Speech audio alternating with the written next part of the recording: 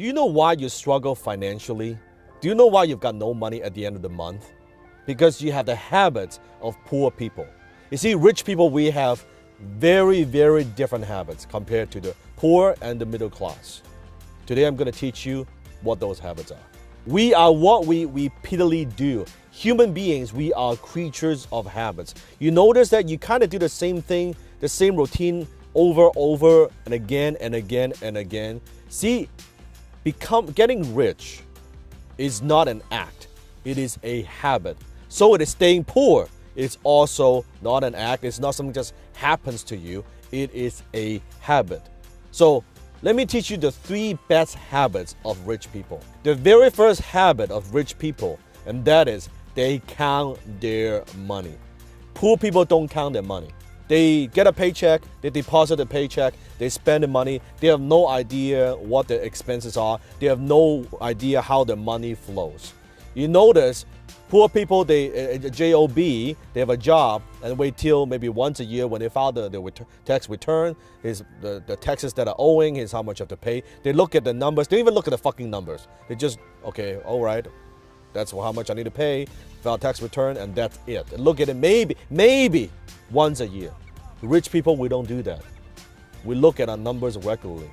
We are financially literate.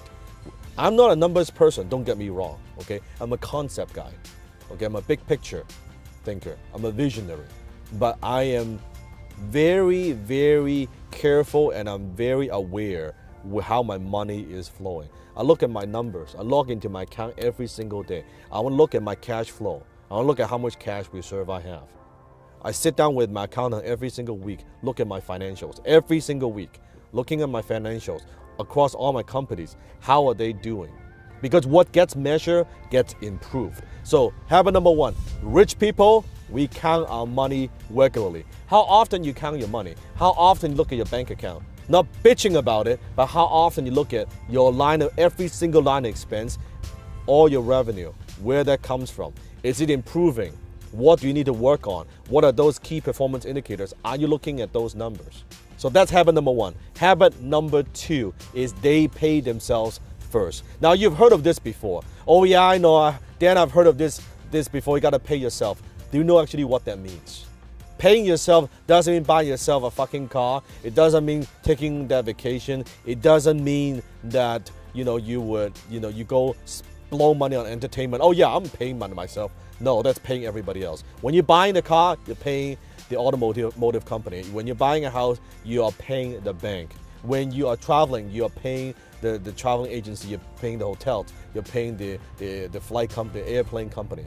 Paying yourself meaning that you put your money aside and you invest your money. Now, I'm not talking about being frugal. If you know anything about me, you know my work. I'm not talking about being frugal and being cheap. I'm talking about taking a percentage of your income and putting that aside, pay yourself first, and save it, and then you invest it.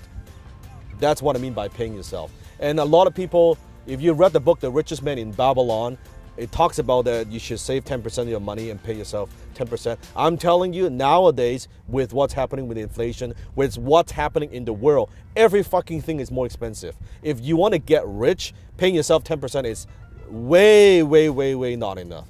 You should, at the very minimum, I don't care where you are, start off with 10%. I don't care if you're making $30,000 a year, you pay yourself 10% of that.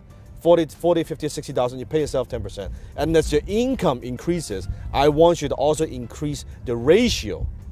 So you should, at first 10%, they should aim to save 15%, 20%, 30%, 40% to a point where you are making so much more money, and then now you're only spending a small percentage of what you earn. That's your goal. That's called paying yourself. So that's habit number 2. Pay yourself first. Habit of rich people number 3, and that is rich people are constantly improving their earning ability. Because you might be thinking, Dan, okay, I want to pay myself first, but I'm not making enough money. I'm only making a few thousand a month. I couldn't even afford to pay my bills. How am I going to pay myself first? First of all, you got to have the habit of paying yourself first. If you're not paying yourself first, even a tiny small percentage, when you're making 30, 40, 50, 60, $100,000 a year, I guarantee you when you're making $1 million, $2 million a year, you're not paying yourself. It is a habit that I'm talking about. And in order to do that, in order to be able to, every single year, to be able to pay yourself more and more and more and put it into investments, you need to improve your earning ability. You need to find ways how you can add value to the marketplace, how to add more value to the marketplace. So every single year, your income is going up every year. If you've been working in the real world and you have your own business and your income kind of stays flat for the last 2, 3, 5 years, then shame on you. It means you're not learning. It means you're not thinking. It means you're not growing. Every single year, your income, you have to strive to improve that, your earning ability. And rich people, we're always constantly looking for ways to improve our earning ability, but also looking for ways to add leverage, to apply leverage into what we do. Maybe it's through relationships. Maybe it's apply leverage through learning.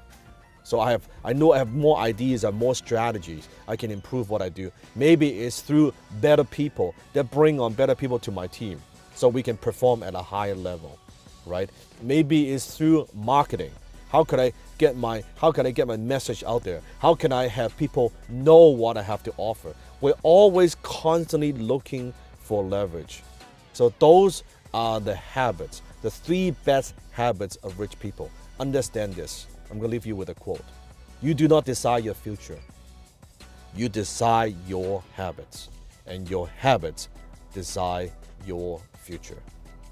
So click on the subscribe button below.